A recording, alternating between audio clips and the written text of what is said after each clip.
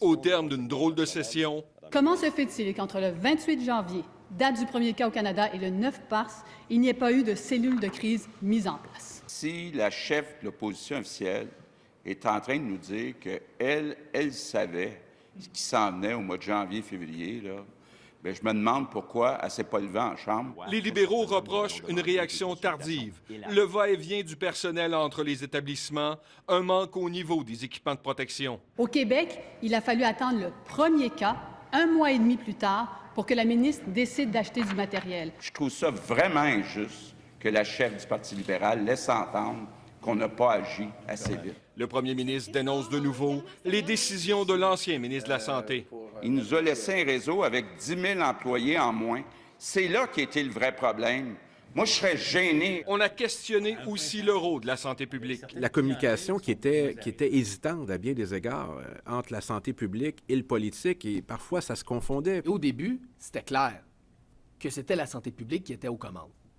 Plus la crise a avancé, moins ça a été clair. Se recueillir pendant une minute à la Ce mémoire. Parlement restreint a de nouveau rendu hommage aux victimes de la COVID. Le premier ministre en a profité pour attaquer les oppositions qui bloquent son plan de relance. Il y a une urgence de rénover nos CHSLD. On devrait travailler tous ensemble à commencer à construire dès cet été.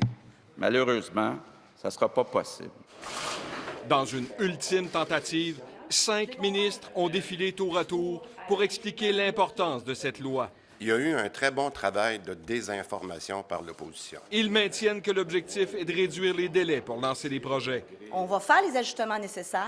Ma collègue vous l'a bien dit, l'intégrité est au cœur de nos conditions. Les libéraux ont proposé de voter uniquement sur les volets économiques. Le gouvernement a refusé de scinder son projet de loi en deux. Ils doivent refaire leur devoir. Mon groupe parlementaire ne donnera pas son consentement. En conséquence, j'ajourne nos travaux au 15 septembre à 13h40. Aujourd'hui, là, avec ce qui vient d'arriver, là, oubliez ça, la ligne bleue, là.